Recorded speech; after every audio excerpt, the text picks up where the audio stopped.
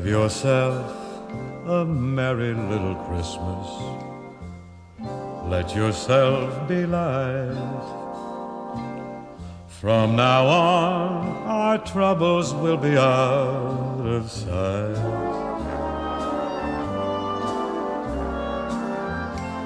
Have yourself a merry little Christmas. You know. Yes, it's that time of year once more, when almost every married male on this planet hears the words, "It's not straight. It's got a lean on it." Yes, I'm talking about the Christmas tree. Yes, the humble Christmas tree. Every December it's the same. Barbara nags me scarce the page of the calendar leaves November behind. We're not leaving it too late this year either. I don't want to be rushing to get one the week before Christmas. So ankle deep in mud, we trudge around the local farmyard, looking at the festive arboreal treats on offer. Now, I hold several up, in the hope that she will choose one quickly. "What about this one?" I offer. "No, it's got not much shape to it. And besides, it's too tall." "Well, it looks Christmas tree shaped to me," I attempt to reason. "Oh, try that one over there," she says. "What, this one?" "No, the one that's 3 behind it." "Quickly," she whispers. "We don't want anyone else getting to it. It looks a nice one." So, several horizontal Christmas trees lying in a large patch of brown manure later, I hold her preferred choice out at arm's length. "Hold it up straight? What do you think?" "Oh, it's a lovely tree. In fact, I don't think I've held a better one out since last year," I reply. "I don't think you're taking this seriously. Turn it round a bit. Let's see the other side." "I'm not sure it will take up too much room in the alcove. Just turn it back again." "You'll have to take off a few of those bottom branches. Otherwise people will be brushing against it when they walk through the room." "Are you honestly telling me that people won't see that? Lit up like Blackpool illuminations?" I protest. We don't choose that one, and so I lean it back against the wall with the others. And immediately there is a rush to claim it by other prospective buyers. Barbara comments that they must have bigger front rooms, Ken. Well, finally, my hands punctured with pine needle marks, she is happy with the tree. And although I protest it won't fit into our holder, she's having none of it. "I think we'll get a nice wreath for the front door as well." "Why, has someone died?" Yes, this was my attempt at humour as the rain begins to fall more heavily. "You're not funny, Ken. What about this one?" 30 quid! It's a bit dear just to hang on the front door. Someone will be off with it during the night." "You say that every year, Ken, and nobody ever steals them. We'll have that one." Well, there's a first time for everything, I claim. Now, there's a lady standing by a blazing log burner, and she smiles approvingly. The lady's called Sally, and we went to school together. We only see each other once a year during the festive season. "Hello, Ken. Oh, must be that time of year again. How are you?" "Not bad, Sally. Can't complain," I jovially reply. "Well, that'll be just £80 for the tree and the wreath. Thank you." What, no discount for an old school friend? No answer for an old school friend's question either.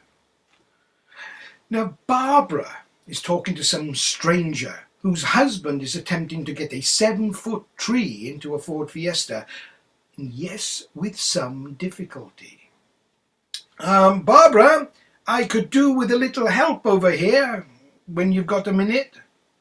You see, I'm attempting to hold a large Christmas tree and an expensive wreath in one hand, whilst trying to extract 8 £10 notes from my wallet with the other.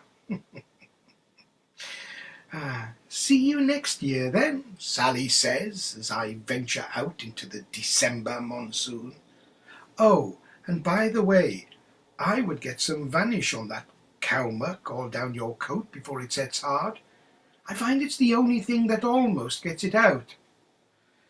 I'm trudging back to the car, and all I can smell is cow muck, as Sally had bluntly put it. "Oh, you'll have to put down the back seats to get the tree in," shouts Barbara. No chance of a hand then?" I tentatively inquire. "Well, I don't really want to get any dirt on this new coat. I mean, look what a mess you've made of yours." She turns to her new friend and says, "He's always wanting me to help, he is. I don't know how he'd cope if I dropped dead tomorrow." I give her that kind of exasperated look that Oliver Hardy used to do to the cameras all those years ago. So I lean the newly purchased Christmas tree against the side of the car. It falls over, lands in a puddle. And then I reach in to release the car seats. "Don't get any dirt on that wreath," Barbara calls from across the muddy farmyard. After I have a fraught 5 minutes, both tree and wreath are safely stored in the boot. And Barbara bids farewell to her new friend, whose husband is now struggling once more with the dimensions of his Ford Fiesta. Barbara casts a glance at him and says to her friend, "Trouble is, they give up just too easily." Back in the car, I open the passenger door for her. A partially rolled up and very wet umbrella lands on my lap, soaking my left trouser leg.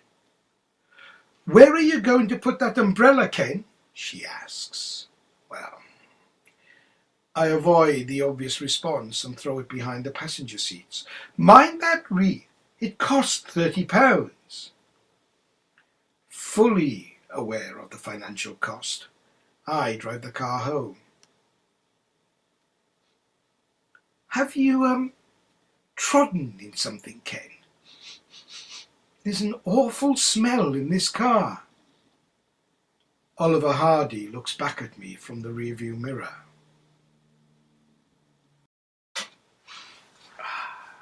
That's better. Now, it stopped raining when we reach home, and I look at my watch. It's almost midday.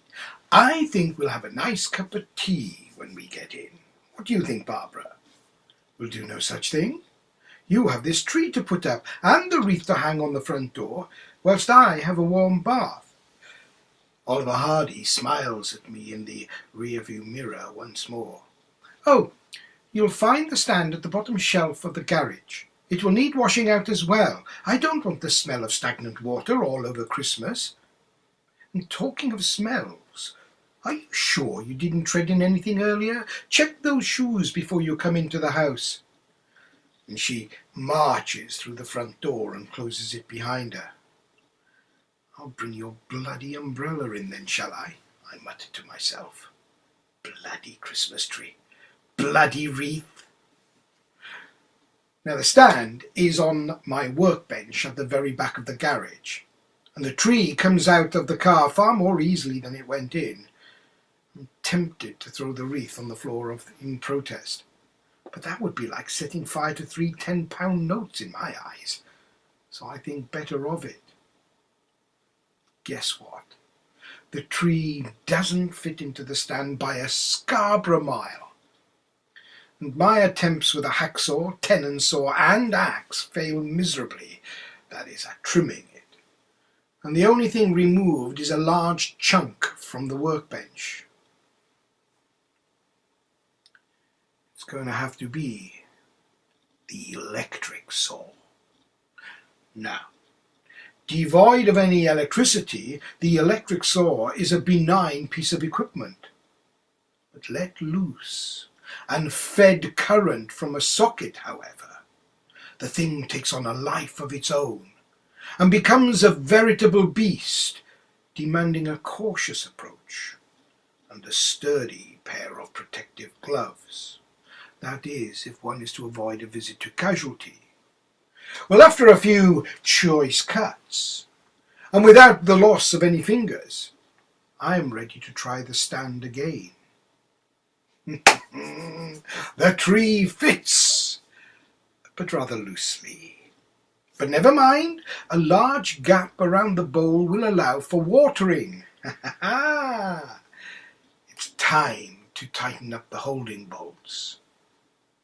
So half a can of WD-40 later, and the rusted bolts have been loosened. Now, I have to say, the smell of WD-40 combined with cow muck is not appealing, and I feel quite nauseous as a result. I wonder if Vanish gets WD-40 out of a coat too.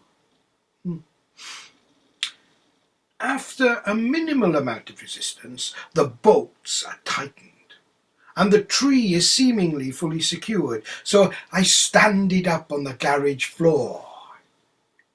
It falls over, knocking 3 bottles of Christmas Blue Nun off a shelf and onto the garage floor and all over the lower branches.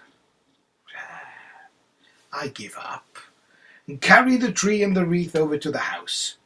Now, after I've tied the wreath to the door knocker with the ribbon provided, I carry the tree into the house.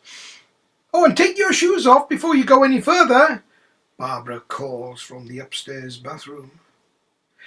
I stand the tree in its new home, and I'm amazed it remains upright.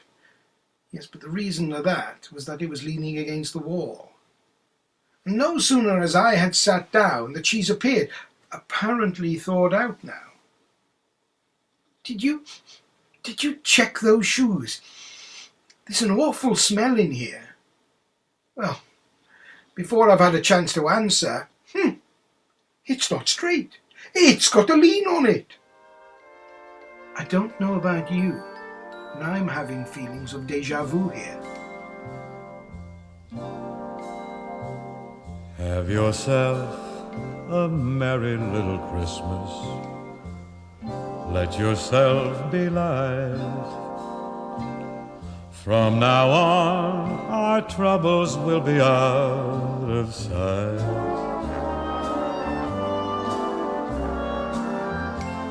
Have yourself a merry little Christmas. Make the Yuletide gay. From now on, our troubles will be miles away.